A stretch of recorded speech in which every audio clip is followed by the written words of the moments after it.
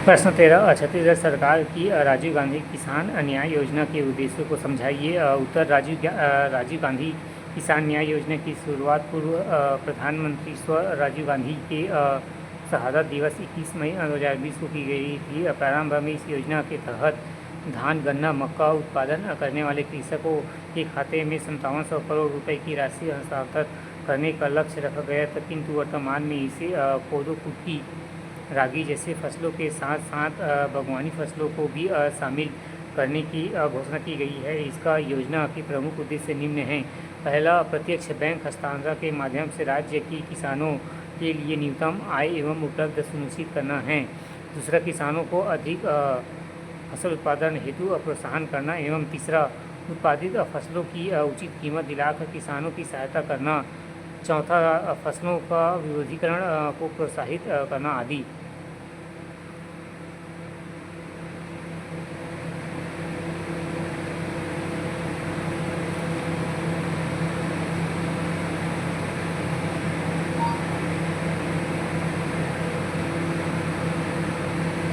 प्रश्न 13 छत्तीसगढ़ राज्य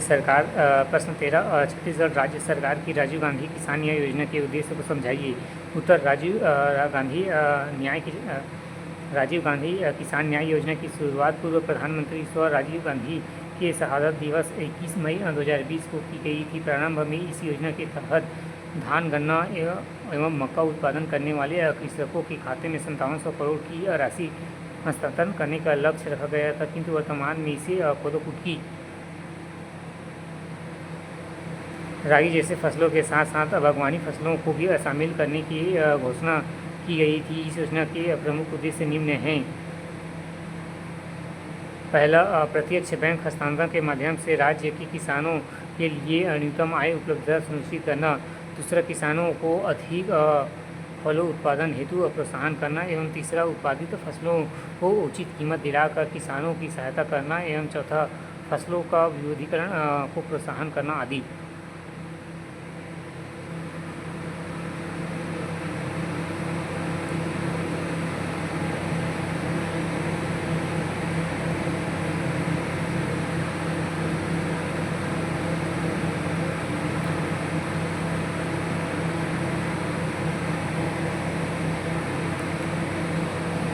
प्रश्न 14 केंद्रीय वित्त आयोग के प्रमुख कार्य बतलाइए।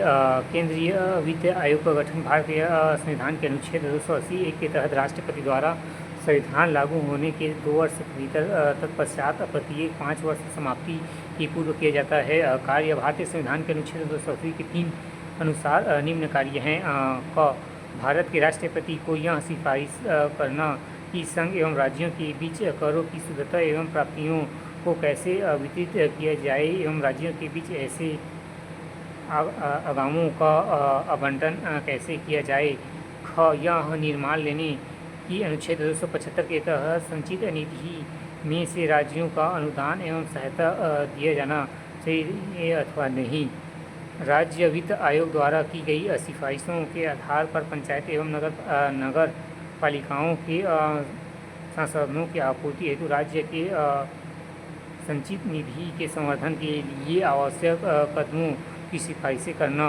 घ, राष्ट्रपति द्वारा प्रदत्त अन्य कोई विशिष्ट निर्देश जो देश के सुदृढ़ वित्त के हित में हो।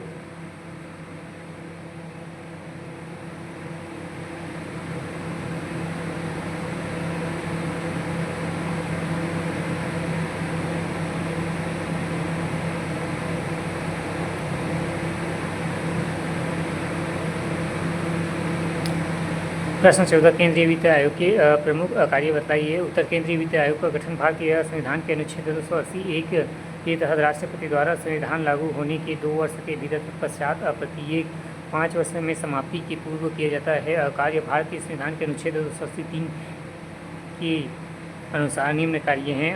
क, भारत के राष्ट्रपति को यह सिफारिशें करना कि संघ एवं राज्यों के बीच करों की शुद्धता एवं प्राप्तियों को कैसे वितरित किया जाए एवं राज्यों के बीच ऐसे आयामों का आवंटन कैसे किया जाए। ख, यह निर्णय लेना कि अनुच्छेद 275 के तहत संचित निधि में राज्यों को अनुदान एवं सहायता दिया जाना चाहिए या नहीं।